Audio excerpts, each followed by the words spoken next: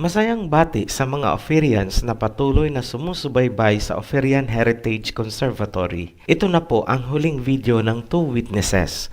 Maraming salamat sa inyong walang sawang suporta at pagtangkilik. Bago natin ibigay ang finale ng Two Witnesses, magbibigay muna kami ng maikling wrap-up o summary ng mga nakaraan para makita natin kung nasaan na tayo sa ngayon. Naipakita na natin sa mga naunang video ng King Solomon's relation with Filipinos na ang buong lahi ng Hebreo ay nanggagaling kay Eber o Heber na nanggaling sa bloodline ni Shem. Dalawa lang ang anak ni Heber, ito ay sina Peleg at Joktan. Mula kay Peleg ang mga Hebreo ng kanluran kung saan nakalinya ang Israel, yan sina King Solomon. Ang lahi ni Peleg ay nagkawatak-watak sa buong mundo dahil sa Siege of Jerusalem noong 70 AD. Marami ang dinukot ng mga banyaga mula sa Africa sa kasagsagan ng transatlantic slave trade. Mula naman kay Joktan, ang mga Hebreo sa silangan na kinabibilangan ng mga Pilipino o Ophirians. Naniniwala ang conservatory na ang kwento ni Crispin at Basilio na sinulat ni Jose Rizal sa Noli Me Tangere ay tumutukoy sa buhay ni Peleg at Joktan sa kamay ng mapang-abusong mga banyaga. Sa kasalukuyan, bukod tanging ang China ang nagbubuhos ng kinakailangang tulong upang muling makabangon ang Africa sa pagkakalugmok matapos ang transatlantic slave trade. At yan ay umaayon sa propesiya ng Two Witnesses bilang olive tree na nagbibigay ng langis upang mapanatiling buhay ang mga Hebreo na sinisimbolo ng lampstand na may 7 ilaw. Kung ang mga Hebreong lahi ni Peleg sa kanluran ay nakakatanggap ng suporta mula sa isang witness na ipinagpapalagay natin na ang bansang China, ano naman ang nakalaan para sa mga Pilipino or Ophirians? Mababasa sa Isaiah 60 verse 1 to 10 na magbabalik ang sigla at ningning ng mga Ophirians sa isang pandaigdigang komersyo. Ito ang magbubukas ng daan upang muling magkadaupang palad ang lahi ng Hebreong magkapatid na sina Peleg at Joktan. Ngunit, ang ugnayan ng magkapatid na lahi ay mangyayari lamang kung makikilahok ang lahi ni Joktan sa pandaigdigang komersyo na kinabibilangan ng lahi ni Peleg. Ang pandaigdigang komersyo na ito ang magsisilbing tulay na mag-uugnay sa magkapatid na lahi. Inilarawan ng Isaiah 60 verse 1 hanggang 10 ang glory of Zion kung saan kaanib ang land of Sheba na mas kilalang Ophir. Mababasa sa verse 6, herds of camels will cover your land, young camels of Midian and Ephah, and all from Sheba will come bearing gold and incense, and proclaiming the praise of the Almighty. Sa verse 9, mababasa, surely the islands look to me, in the lead are the ships of Tarshish, bringing your children from afar with their silver and gold. Ang pandaigdigang komersyo na yan ay inihalin tulad ni Ezekiel sa nakaraang pandaigdigang komersyo na pinangungunahan ng mga Phoenicians panahon ni King Hiram of Tyre at King Solomon. Mababasa sa Ezekiel chapter 27 verses 1 hanggang 3 at verses 22, 25 at 26. Ito ang naglalarawan ng lament over Tyre. The word of the Almighty came to me, Son of man, take up a lament concerning Tyre. Say to Tyre, situated at the gateway to the sea, merchant of peoples, on many coasts, this is what the sovereign Almighty says. Sa verse 22, mababasa, the merchants of Sheba and Raama traded with you. For your merchandise, they exchanged the finest of all kinds of spices, and precious stones and gold. Verse 25, the ships of Tarshish serve as carriers for your wares. You are filled with heavy cargo as you sail the sea. Your oarsmen take you out to the high seas, but the east wind will break you to pieces far out at sea. Dinidescribe ng verse na ito yung kapanahunan ni King Solomon at saka ni King Hiram na mauulit sa modernong panahon na sinasabi naman sa propesiya ni Isaiah, yung binasa nating nauna. Dahil sa pagsasanib puwersa ng dalawang sangang lahi sa isang makabago at pandaigdigang ekonomiya, magagawa na nilang manduhan ang bundok na tumabi at ito ay tatabi. Sa mading salita, mawawala ng kapangyarihan itong bundok na sumisimbolo sa mapang-alipin na financial system or ekonomiya. Yan ay hindi ikatutuwa ng mga bansang kaalyado ni Gog at Magog. Itong Gog at Magog po ay ipapaliwanag natin yan sa hiwalay na series pag natapos na natin ang world territories. Dahil hindi po natin yan maiintindihan hanggat hindi natin napapanood ang discussion tungkol sa world territories. Ngunit, dahil kinakailangan dito sa discussion tungkol sa two witnesses, magbibigay lang po tayo ng kunting paunang impormasyon. Ano ang maaaring gawin ng Gog at Magog upang labanan ang pandaigdigang komersyo at ekonomiya na sinimulan ng mga taga-silangan? Sa mga seaman na may alam sa maritime protocols, alam nila kung anong issues ang maaaring gawin upang gipitin ang mga naglalayag na barko. Maaaring kumpiskahin ang mga kargamento, i-hold ang mga barko, at ikulong ang mga tauhan gamit ang gasgas na issue gaya ng threats to homeland security. Yan ay mga halimbawa lamang ng mga maaaring gawin na ikakaipit ng merchants of Sheba kung kaya lilitaw ang Queen of Sheba upang yan ay kundinahin gaya ng nakasulat sa prophecy na matatagpuan sa Ezekiel chapter 38 kung saan nakapaloob ang pagkondina kay Gog at Magog. Mababasa chapter 38 verse 13. Sheba and Dedan and the merchants of Tarshish and all her villages will say to you, ito daw yung sasabihin, kina Gog at Magog, have you come to plunder? Have you gathered your hordes to loot, to carry off silver and gold, to take away livestock and goods, and to seize much plunder? Sa ordinaryong pagsasalita, ang sasabihin ng Queen of Sheba kay Gog at Magog ay, pumunta ba kayo dito para mangulimbat at magnakaw ng ginto at pilak at iba pang kalakal? Mas mabigat po yung word na plunder dahil ang plunder ay ito yung ginagawa ng mga pirata, yung pandarambong sa karagatan. Yan. So maliwanag po tayo dyan. Yan po ang pangkukundina ni Queen of Sheba sa darating na panahon dahil sa gagawin ng Gog at Magog sa mga merchants of Tarshish, merchants of Sheba. So, maliwanag po tayo dyan. Marami ang tatalakay tungkol dito kay Queen of Sheba, pero hindi nila masabi bakit may kinukundina si Queen of Sheba. Ang papel na gagampanan ng Queen of Sheba ay naisulat din sa Matthew chapter 12 verse 42. Nasasabi, the Queen of Sheba will also stand up against this generation on Judgment Day and condemn it, for she came from a distant land to hear the wisdom of Solomon. Pansinin ang salitang also.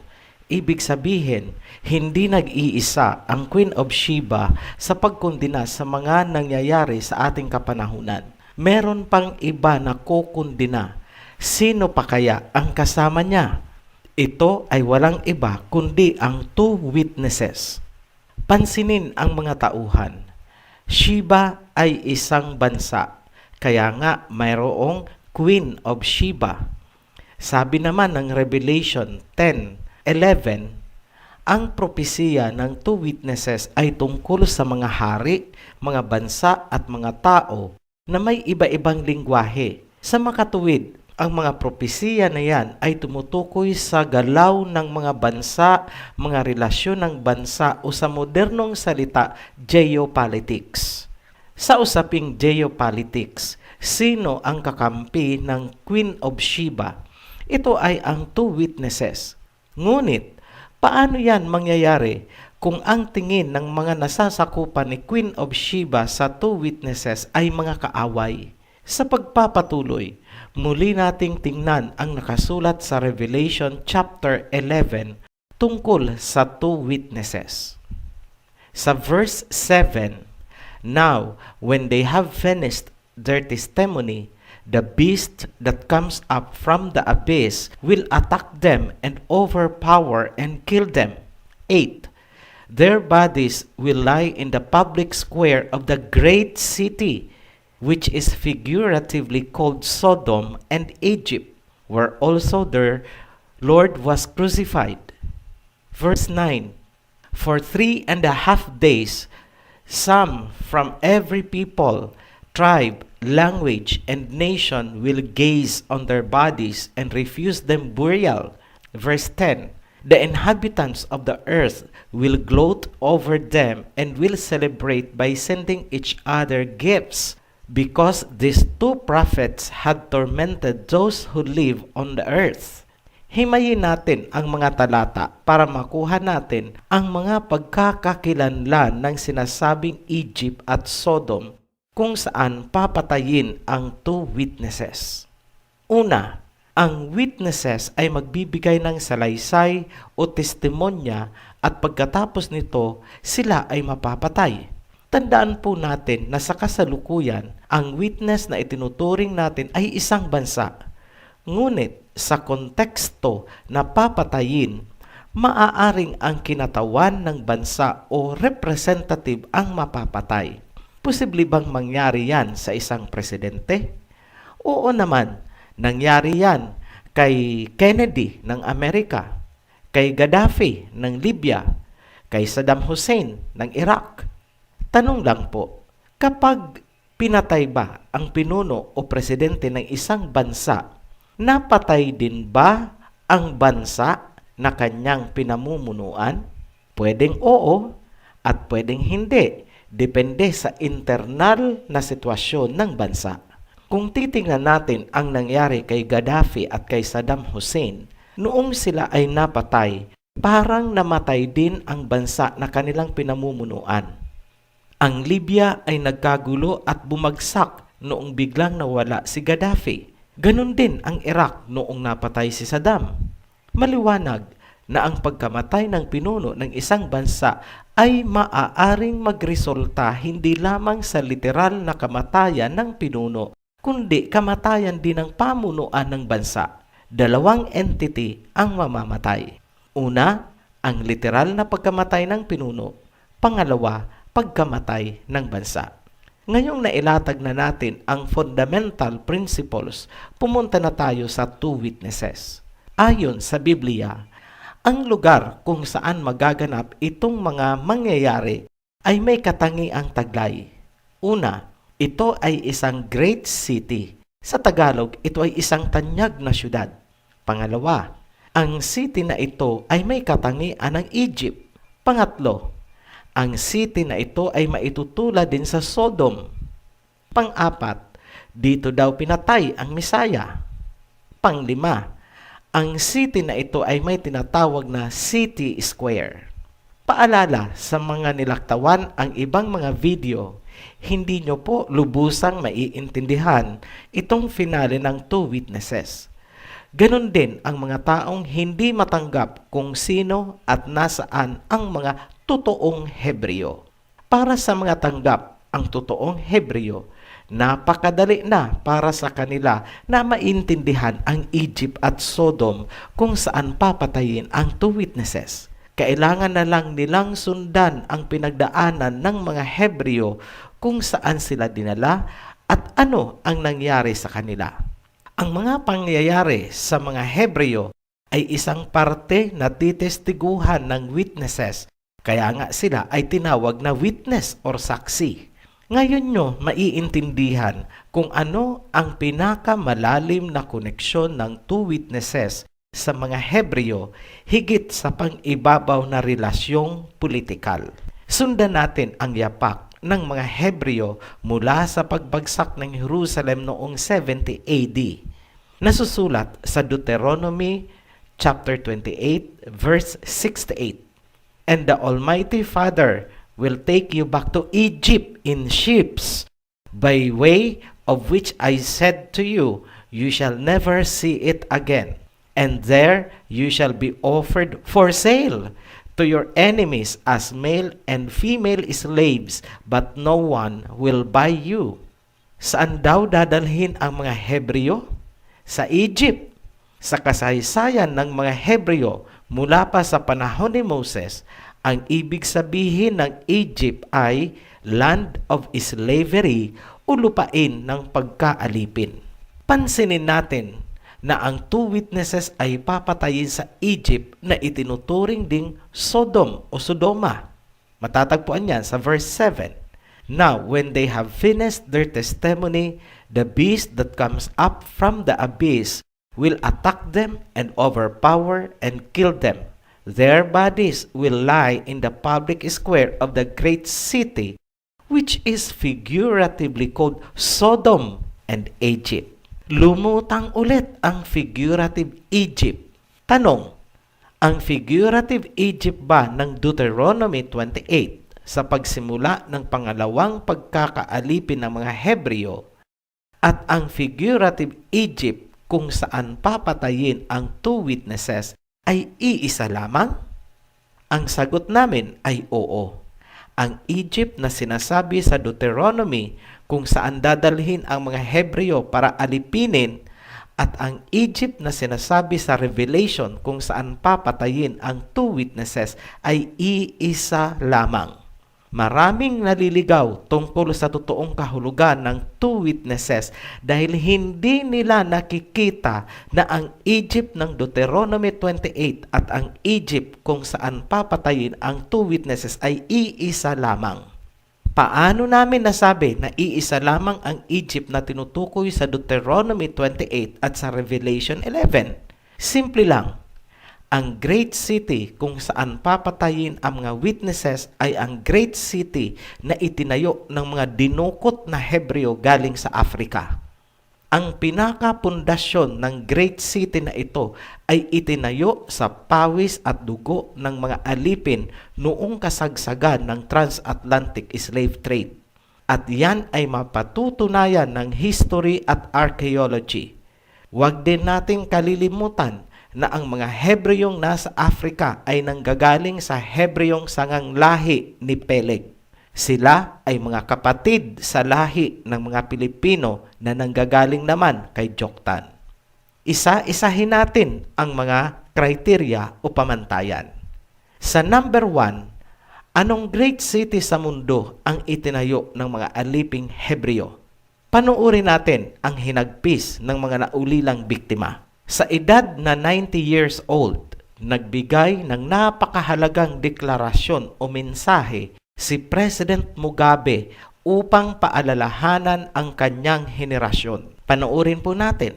We were all once upon a time in colonies. All of us.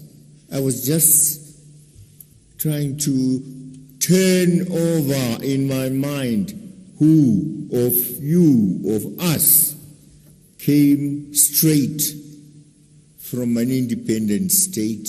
None. We were once, if not slaves, but servants of colonialists, servants of imperialists, colonized people, disadvantaged people. Today, yes, we may say, we are free, but our ancestors were not free. There are blacks across the Atlantic There are others who lie deep down the sea.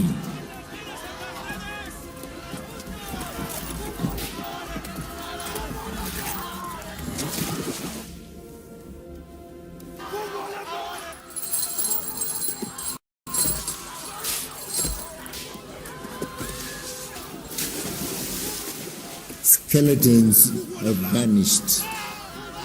The oceans have worked on their skeletons. Our forefathers, as they were being dragged, going across.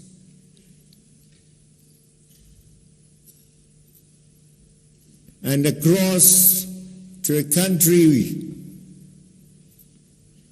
where they labored, toiled, and died for. The blacks go to Harlem when they're in New York. Go to Harlem when they're in New York, you'll shed tears. Today, blacks in the streets.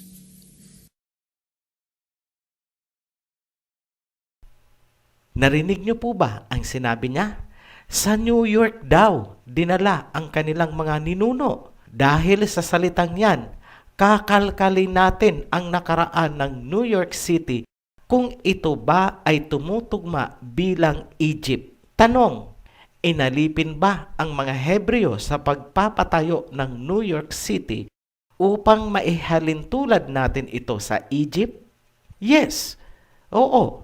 Mga Hebreo na dinukot sa Africa ang nagtayo ng mga kalsada, ports, walls, at mga paunang buildings ng New York. Aabutin po tayo ng mahigit 5 oras na video kung ilalahad namin lahat ang mga compilation. Magbibigay na lang po kami ng kunting halimbawa gamit ang mga impormasyon na matatagpuan nyo rin sa Internet Archives at iba pang mga reliable online sources. Hindi po kami maglalagay ng source na wala kayong access dahil hindi nyo ito paniniwalaan at sasabihin nyo na ito ay gawa-gawa lamang namin o kaya propaganda. Sa may mga wisdom o angking kataniluhan, ngayon nyo malalaman bakit pilit iniiba ng mga banyaga ang interpretasyon o kahulugan ng two witnesses para hindi mabuksan ang kaso na pagtitibayin ng mga witnesses sa huling araw. Narito ang mga exhibits na magpapakita na ang New York ay itinayo ng mga aliping Hebreo. Exhibit number 1. Brown University. Ang Brown University ay isang prestihiyoso at elitistang university na matatagpuan sa Rhode Island. Sasabihin nyo, hindi yan parte ng New York. Tama po. Pero ang mga slaves na ginamit ay galing ng New York. Maliban dyan, ang ibang pondo na ginamit sa university ay galing sa slave trade kung saan ang Brown Brothers ay aktibo sa slave trafficking. Yan ay inamin mismo ng pamunuan ng university at nalathala sa maraming online media outlets gaya ng New York Times. Maliban sa Brown University, nakahilera din ang Yale University, Harvard University, at ang pamuso ding Georgetown University. Marami po yan at aabutin nga po tayo ng 5 oras kung iisa-isahin natin ang mga detalye. Ngunit kami na ang nagagarantiya sa inyo na yan ay pwede nyong i-verify kahit sa internet. Exhibit number 2, the New York Stock Exchange. Ang stock market na ito ay itinayo sa pamamagitan ng Bretton Woods Agreement noong 1792. Ito ay pinirmahan sa ilalim ng isang buttonwood tree sa tapat ng 62 Wall Street, New York. Kaya ito ay tinawag na Bretton-Woods Agreement. Ang puhunan ng stock market na ito at paunang mga transaksyon ay nanggaling sa transatlantic slave trade. Ngayon, nakikita nyo na ang ekonomiya ng great city na ito na kumukontrol sa kalakarang pandaigdigan ay nagsimula sa transatlantic slave trade. Exhibit number 3, The Wall Street. Ang pangalan ng kalsada na ito ay hango sa isang wall na ginawa ng mga slaves bilang depensa laban sa mga sumasalakay na native Red Indians. Dapat pong malaman ng lahat na ang totoong mga tao sa lugar o lupain ng Amerika ay mga Red Indians bago pa ito inangkin ng mga Europeans at tinawag na Amerika. Exhibit number 4, The First City Hall of New York. Ang unang City Hall ng New York ay itinayo sa pamamagitan ng mga alipin. Historical fact po yan na maaari nyong is-research kahit sa New York City Public Library online. Exhibit number 5, mga leading financial institutions ng New York. Kasama dyan ang Aetna, JP Morgan Chase, Citizens Bank, and Canal Bank. Lahat nagkamal ng malaking pera sa slave trade. Ginawa nilang collateral ang mga slaves at ibebenta kung hindi natubos ng kanilang mga owners. Ang mga public infrastructures gaya ng mga tulay at kalsada kasama na ang pinakaunang City Hall ay itinayo ng mga slaves. Sapat na siguro ang mga impormasyon na yan para maipakita natin na ang New York ay itinayo sa pamamagitan ng slavery. Tumutugma ba sa sinasabi ng Biblia ang New York City bilang Egypt? Opo, eksakto. Dumako tayo sa pangalawang criteria. Maituturing bang isang great city ang New York? Sa tingin po namin, ito ay isang simpleng usapin na lang na hindi na kailangan ang labis na pagpapatunay. Sino kaya sa mundo ang hindi nakakaalam o walang ideya kung ano ang New York? Kahit saang anggulo o aspeto natin tingnan, ang New York ay pasok sa sinasabi ng Biblia na great city kung greatness lang naman ang pag-uusapan. Unang rason, ito ay tinaguri ang center of the universe, the heart of the Great White Way. Kilala din bilang the city that never sleeps. Ito rin ay itinuturing na financial center ng mundo. Common knowledge po yan. Hindi na kailangan ang reference. Nasa New York ang pinakamalaki at pinakatanyag na mga trading centers sa mundo. Bilang sentro ng mga naglalakihang financial institutions, ito rin ay maituturing na sentro ng economic slavery na nakabilanggo sa kapangyarihan ng dolyar. Criteria number 3. Ang New York City ba ay may katangian ng Sodoma? Ang katanungan na yan ay sinagot ng Wikipedia kung saan nailista nila ang New York bilang isa sa mga prominenteng sin city ng mundo. Kung pag-uusapan natin ang red light districts, casinos, adult entertainment, drugs, prostitution, legalized abortion, at kung ano-ano pa, matatagpuan mo yan sa great city of New York. Hindi na po kailangan ang mahabang paliwanag dyan. Napakaraming materials niyan sa internet na kahit kayo mismo ay pwede ninyong i-research. Criteria number 4. Dito daw sa great city na ito pinatay ang Misaya? Alam naman natin lahat na ang Misaya ay namatay sa Israel. Obviously, ang criteria na ito ay symbolic din o figurative. Pero madali lang naman yan maintindihan dahil yan ay ipinaliwanag ng Biblia. Noong pinipersecute ni Saul ang mga Hebreo sa Jerusalem, siya ay sinabihan ng Panginoon ng, Saul, Saul, bakit mo ako pinipersecute? Ang ibig sabihin, Kapag pinapatay ni Saul ang kanyang mga tao, parang ang Panginoon na rin ang kanyang pinapatay. So, ibig sabihin, nung pinatay ang mga slaves na dinukot, siya na rin ang pinatay mo.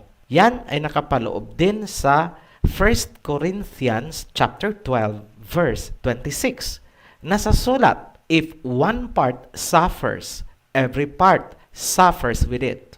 If one part is honored, every part rejoices with it. Now, you are the body of the Messiah, and each one of you is part of it. Maliwanag na ang kanyang tao ang bumubuo ng kanyang katawan. Pag pinatay mo ang kanyang tao, siya din ang pinapatay mo. So, ibig sabihin, ipinaliwanag ng Biblia ang criteria number 4 na dito sa great city na ito, pinatay ang Misaya. Noong pinahihirapan ang Misaya bago ito ay pinatay, mapapansin natin na siya ay nilalatigo. Kung napanood ninyo ang isang pelikula noon, isinalarawan doon kung paanong natutuklap ang laman ng Misaya sa bawat hagupit ng latigo. Ganon din ang nangyari sa maraming slaves. Ang iba ay sinunog pa nga ng buhay o kaya ibinitin sa poste. Lahat ba yan ay tumutugma sa criteria number 4 na dito rin pinatay ang Misaya? Yes, eksakto. Sa kasalukuyan, matatagpuan ngayon sa pusod mismo ng New York ang isang monumento at museo bilang landmark o palatandaan kung saan inilibing ang mga ninuno ng mga Hebreo na namatay sa kasagsagan ng pang-aalipin. Lahat ng kriteria na inilagay sa Biblia tungkol sa figurative Egypt at Sodom kung saan pinatay ang Misaya ay matatagpuan sa New York, the great city. Criteria number 5. May city square ba ang New York? Meron po. Ito yung pamuso na tinatawag nilang Times Square. Ibig sabihin, kung ano ang nangyari kina Saddam at Gaddafi, ganun din ang maaaring mangyari sa two witnesses. At kung paanong nagsaya ang mundo sa kamatayan ni Saddam at Gaddafi, ganun din ang mangyayari kapag napatay na ang two witnesses. Ano ang malaking kaibahan? Noong namatay sina Saddam at Gaddafi, parang namatay na rin ang bansa nila. Hindi na ibalik ang liderato na ginagampanan ng mga yumaong leader. Ngunit dito sa two witnesses, pag pinatay nila ang pinuno na naging witness, muling mabubuhay ang kanilang liderato. Ibig sabihin, mabubuhay ulit ang bansa na kanilang kinakatawan. Yun po ang ibig sabihin ng muling pagkabuhay ng two witnesses bilang bansa. Wala po kaming magagawa kung milagro ang inyong hinahanap. Isang bangkay na babangon at maglalakad. Nasa sa inyo na po yan. Pero ito ang interpretasyon namin dahil ayon sa Revelation 10:11, ang propesiya tungkol sa two witnesses ay propesiya tungkol sa mga bansa, hari at mga tao. Matapos mapanood ang mga impormasyon na aming inilahad, alam nyo na po ba kung bakit binabaluktot ang kahulugan ng two witnesses? Simple lang po, kasi kung ilalabas ang tamang kahulugan ng propesiya, makakalkal at sisingaw ang baho ng great city na ipinagmamalaki nila. Sa mga nagsasabi naman na ang China ay masamang bansa, makasalanang bansa, ngayon nyo sabihin, ang China ay yumaman at naging progresibong bansa dahil sa sarili nilang pagsisikap. Kahit kailan, hindi nila ginawang mandukot ng ibang lahi upang itayo ang kanilang mga syudad, upang itayo ang kanilang mga eskwelahan, upang buhayin ang kanilang ekonomiya. Hindi sila kumuha ng mga slaves. Sila sa sariling pagsusumikap. Yan ang malaking kaibahan Sino ngayon ang mas higit na makasalanan? Lulubos-lubusin natin yan. Ito ay labas po ito sa usaping two witnesses. Pero kailangan malaman nyo na ito. Sabi nga sa Biblia, walang sikreto na hindi mailalahad sa pagdating ng mga huling araw. Dapat nyong malaman na ang great city na yan ang kinalalagyan ng Devil's Notebook at Satanic Bible. Dahil ang headquarters ng Church of Satan ay naandyan sa New York City. Sa aming pangwakas na mensahe, ito po ang paalala namin sa mga Pilipino. Kung hindi po kayang tanggapin ang two witnesses, hindi po matutupad ang mga nakalhad sa propesiya kung saan muling babalik ang ningning ng Ophirians, ang Queen of Sheba. Dahil para matupad yan, kailangang maging parte ang Pilipinas ng pandaigdigang komersyo dahil yun ang magbibigay ng dating ningning at yun din ang magiging tulay upang muling magkadaupang palad ang magkapatid na lahi ni Joktan at Peleg. Ang kasunod po na serye na aming ilalabas ay tungkol sa Rivers of Eden dahil ang Rivers of Eden po ay napakahalaga sa katuparan ng prophecy tungkol sa three kings of the east, tatlong hari na manggagaling sa silangan. At doon ay sinabi na matutuyo ang Euphrates o Euphrates sa Pilipino. Doon matutuyo ang Euphrates River para bigyan ng daan ang tatlong hari papunta sa west. Nais po namin ipauna na ang Euphrates River na tinutukoy sa prophecy ng Three Kings ay hindi po ang Euphrates na alam natin. Ang Euphrates po doon ay tumutukoy sa Hiddekel, isang sanga ng River of Eden na nanggagaling sa silangan at tinutumbok nito ang ancient Assyrian Empire.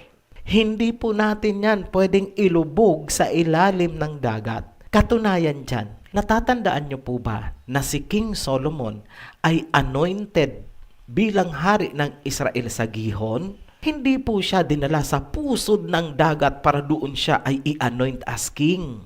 So paano pong naging nasa ilalim ng dagat yan? Noong si Daniel ay nakatayo sa pangpang ng Hiddekel, siya ay nagkaroon ng vision. Tanong, si Daniel ba nung panahon na yun ay nasa pusod ng dagat? Doon siya nakatayo sa Atlantic Ridge at doon siya nag-vision? Abangan nyo po yan at inyo pong subaybayan. Maraming salamat po hanggang sa muli.